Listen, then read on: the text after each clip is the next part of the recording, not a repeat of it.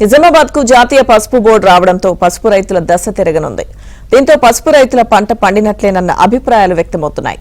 Indur MP Dharmapuri Arvind కృషితో జాతీయ పసుపు బోర్డు ఏర్పాటు కావడంతో రైతుకు గిట్టుబాటు ధర రానుంది. ఈ నేపథ్యంలో నిజామాబాద్ పసుపు రైతులు సంతోషాన్ని వ్యక్తం చేస్తున్నారు.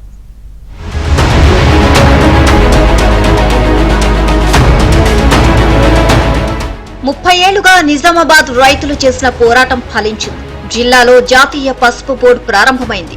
అంతేకాదు జిల్లాకు చెందిన బీజేపీ రాష్ట్ర కార్యవర్గ సభ్యులు పల్లె గంగారెడ్డిని తొలి చైర్మన్ గా నియమించారు. అయితే పసుపు ప్రధానంగా రాష్ట్రంలో నిజామాబాద్ జిల్లాతో పాటు ఆంధ్రప్రదేశ్, మహారాష్ట్ర, అస్సాం, తమిళనాడు, కేరళ, ఒడిశా, పాండిచ్చేరి రాష్ట్రాల్లో పండిస్తున్నారు. దేశవ్యాప్తంగా మొత్తం 30 రకాల వరి వంగడాలు సాగులో ఉన్నాయి. అందులో 2022-23 ఆర్థిక సంవత్సరంలో దేశవ్యాప్తంగా 3.24 లక్షల హెక్టార్లలో పసుపు పంట సాగు చేశారు. అందులో 11.61 లక్షల టన్నుల దిగుబడి వచ్చింది. ప్రపంచ వ్యాప్తంగా సాగే ఏ పంటలో ఇది 75% ఉంటుందని అంచనా.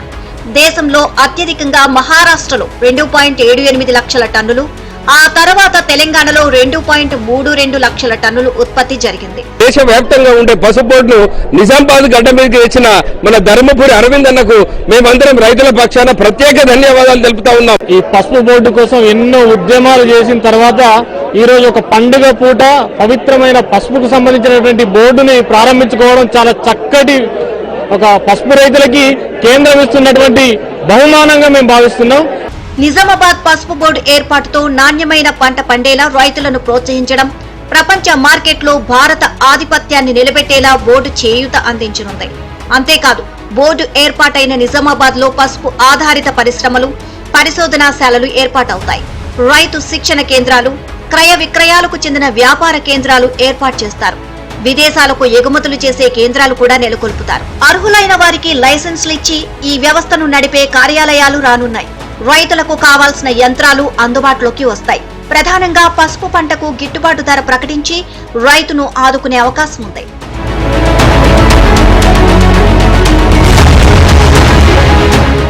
కాగా ఈ బోర్డులో కేంద్ర ఆయుష్, ఫార్మాస్యూటికల్స్, వ్యవసాయ, వాణిజ్య శాఖలకు చెందిన వారిని సభ్యులుగా నియమిస్తారు.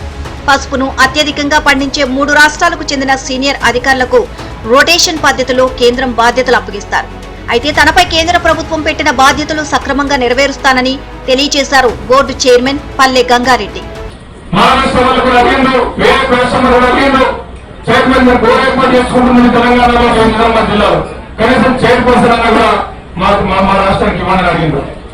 లేదు అనేక సంవత్సరాలు పోరాటం చేసినటువంటి కుటుంబాల నుంచి వాళ్ళు వచ్చిండు. ఆ కుటుంబాల నుంచి వచ్చినటువంటి ఒక కుటుంబానికి సంబంధించినటువంటి ఒక సామాన్య కార్యకర్త అయినటువంటి అనేక సంవత్సరాలు, దాదాపు 32 నుంచి 33 సంవత్సరాలు భారతీయ జనతా పార్టీ ఉన్నతి కోసం కష్టపడినటువంటి ఒక కార్యకర్తని నేను సూచిస్తున్నా. ఆ కార్యకర్త పేరుని ఫైనల్ చేయాలని చెప్పేసి అందరం రిక్వెస్ట్ చేయడం జరిగింది.